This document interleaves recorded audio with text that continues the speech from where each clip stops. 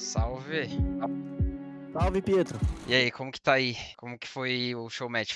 Se divertiu bastante? Cara, foi da hora. Eu não imaginei que ia ser tão divertido. Acho que foi, tipo, além das minhas expectativas. Você acha que o Saci tá muito tryhard? Mano, pior que não. Não? Ele até falou pra gente que, tipo assim, ele não ia ser o IGL que vai falar, tipo, vamos B, smoca isso, pareda isso, panga isso, porque ia deixar a gente muito nervoso, principalmente a Tina e o Foolish, que não jogam tanto Valorant. E aí ele falou, mano, eu vou soltar uns negócios bem simples, de, tipo assim, vamos pra B, ou se vocês tiverem alguma sugestão também, podem mandar. E aí a gente só vai, faz tudo, vai, tipo, passo a passo ali, junto e tal, sem muito peso, muita pressão. E foi bem tranquilo, na real. Como que é, tipo, jogar no stage onde os players jogam? Cara, essa experiência é única, na real, né? Porque, tipo, você sabe que você tá dividindo um espaço ali com a galera que, é, enfim, vive daquilo e não só isso, como já conquistou muita coisa. Então, por exemplo, no meu time tinha um campeão mundial, né? Então, é um negócio que inconscientemente acaba sendo uma pressão, mas ao mesmo tempo uma ansiedade positiva, de tipo, caralho, olha onde eu tô, que legal. E os PC é bom mesmo? Sim, são bem bons. E na real, não só o PC, né? Mas o servidor também, tipo, jogar em LAN, né? Com zero de ping ou o mais próximo de zero possível, é bem diferente. A qualidade é muito boa, porque principalmente é muito estável, né? Então, tipo, você não tem muita queda de frame e tudo mais. Os monitores são muito bons e os periféricos a gente acabou usando os nossos. Então, Como que é, tipo, jogar com o Saci? Por mais que, tipo, seja um show match e tal, você já tinha tido esse contato próximo com ele ou foi a primeira vez?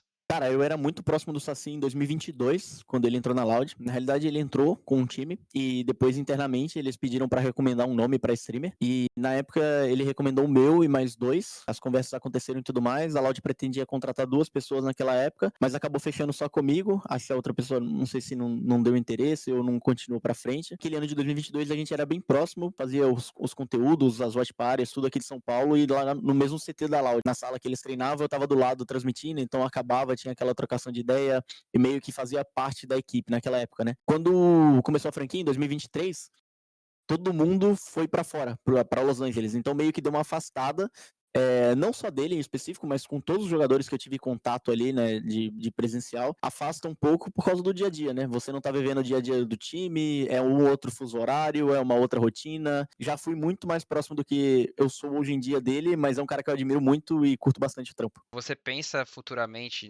não sei, próximo ano, em, tipo, cobrir o VCT Américas de alguma forma indo pra Los Angeles? O que que você pensa sobre isso? Cara, isso é muito interessante, na real, porque eu acredito que hoje ainda existe uma grande barreira de conteúdo no Valorant, onde quem descobrir qual é essa barreira e conseguir quebrar essa barreira de alguma forma, você consegue atingir uma visibilidade, um público novo e, enfim, conquistar um espaço novo.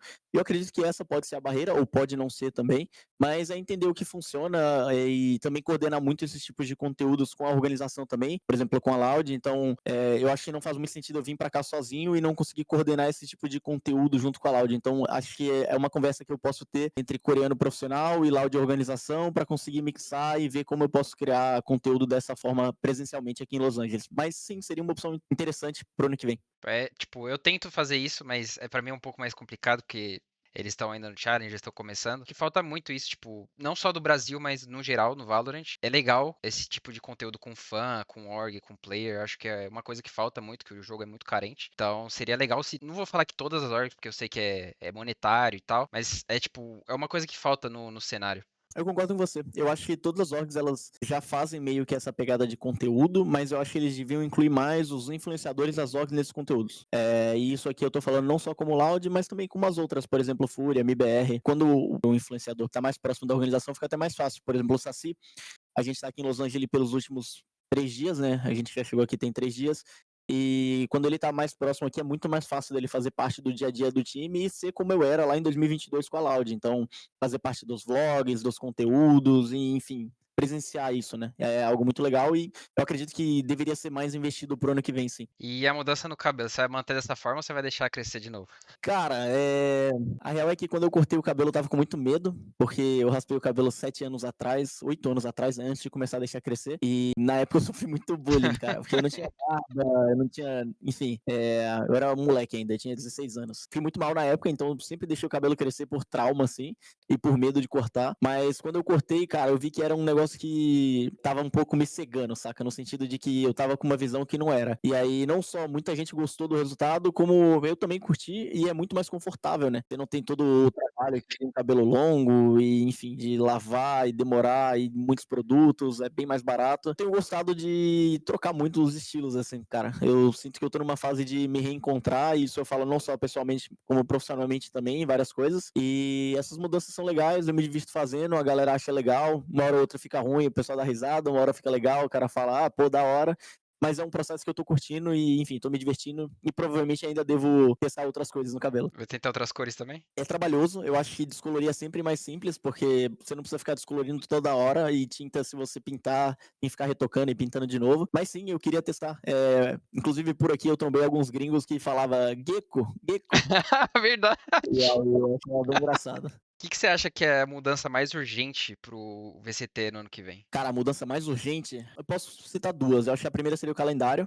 Eu acredito que o formato que é o calendário hoje é algo muito perigoso da forma que é. Eu tô com um projeto de vídeos diferentes no YouTube e eu citei isso no meu último vídeo que eu comentei.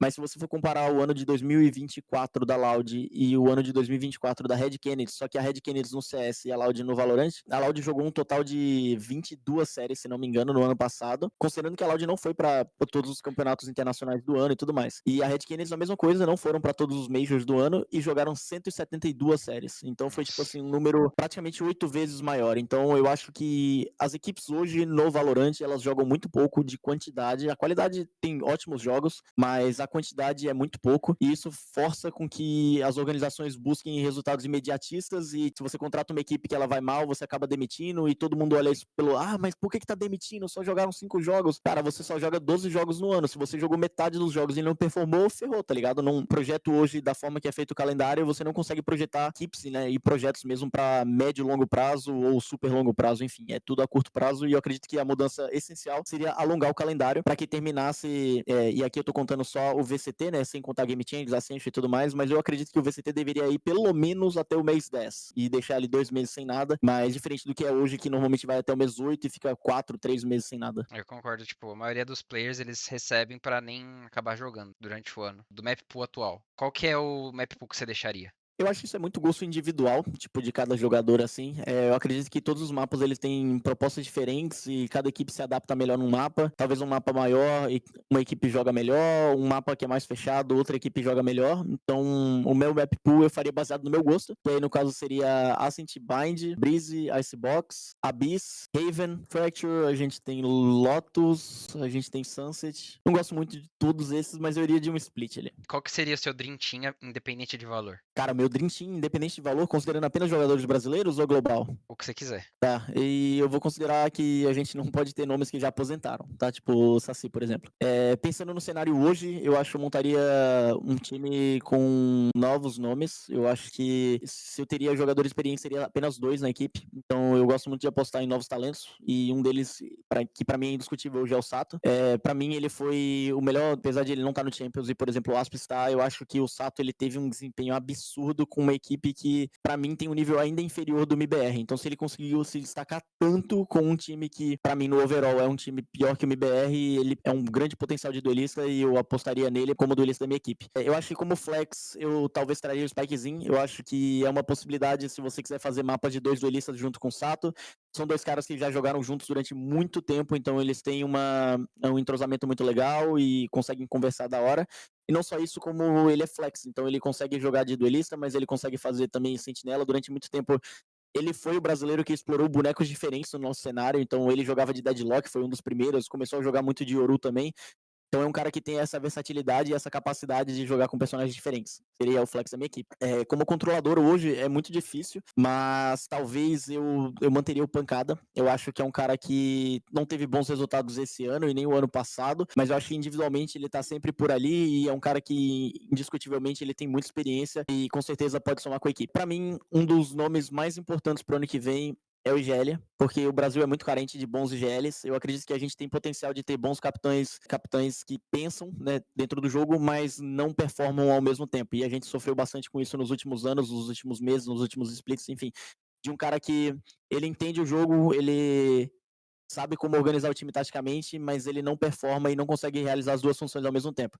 E pra mim, o melhor nome que o Brasil vai ter disponível pro ano que vem, brasileiro, tá? Não contando gringo, é o Cido Zord. Eu acredito que ele vai ser a minha aposta pro ano que vem e todos os times vão disputar ele, então se eu tivesse um Dream Team nesse momento, eu colocaria ele. e ele seria o meu iniciador da equipe e o meu IGL. Então eu teria o meu iniciador, que seria o Cido Zord, ao mesmo tempo seria o capitão, o Spikezinho seria o meu flex, o Pancada seria o meu second caller e controlador, o Sato seria o meu duelista, e pra mim a quinta vaga eu precisaria de um sentinela, e eu acredito que a gente pode apostar no Luke Show ou no FRZ. Se você quiser trazer um cara com um pouco mais de experiência, eu traria o FRZ, apesar dele não estar nas franquias há muito tempo, é um cara que performa muito no VCB, ele realmente é fora da curva e um dos melhores sentinelas que eu vejo jogando no VCB.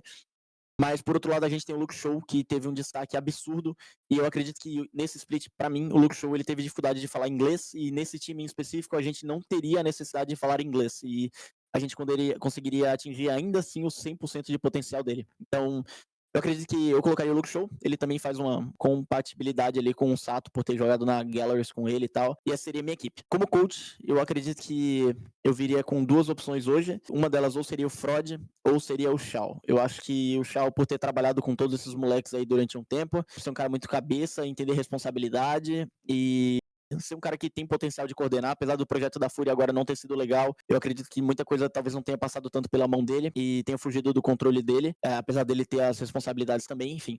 Mas eu acho que seria ou ele ou o Frod. Hoje, pensando em apenas nomes brasileiros, eu preferi não colocar gringo no meio pra não complicar muito. Um time que seria forte pra caralho pros próximos anos aí. Daria um trabalho aí pras equipes gringas, pras equipes brasileiras principalmente. Com E você certeza. tá torcendo por quem agora nessa reta final do Américas? Cara, eu não tenho muita torcida. Na real, a minha única torcida foi ontem, né, na semifinal Lower, que tava entre Cloud9 e NRG. E eu tava torcendo muito pela Cloud9, porque, querendo ou não, tem brasileiro por ali, né? O TCK tá por ali. Sim. Então, se a Cloud9 conseguisse pro Champions, eu acho que é ainda mais motivo pra Riot Brasil continuar investindo nessas viagens internacionais e na oportunidade dos criadores estarem presentes nesses eventos internacionais. Então, a Cloud9 ganhando ontem ia pro Champions, e indo pro Champions, a chance do TCK estar lá é muito alta.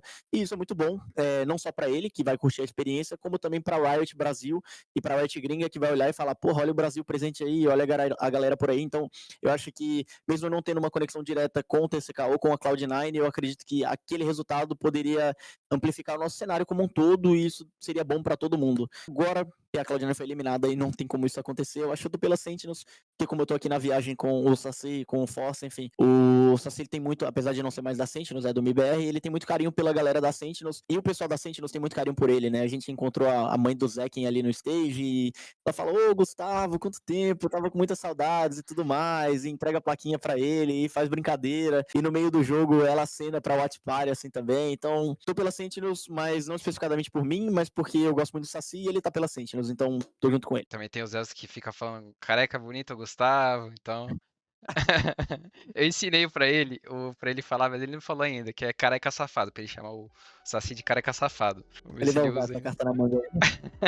Bom, muito obrigado pelo seu tempo, Coreia. Aproveita aí hoje, aproveita amanhã e boa viagem de volta quando acabar. Tamo junto. Obrigado pelo tempinho.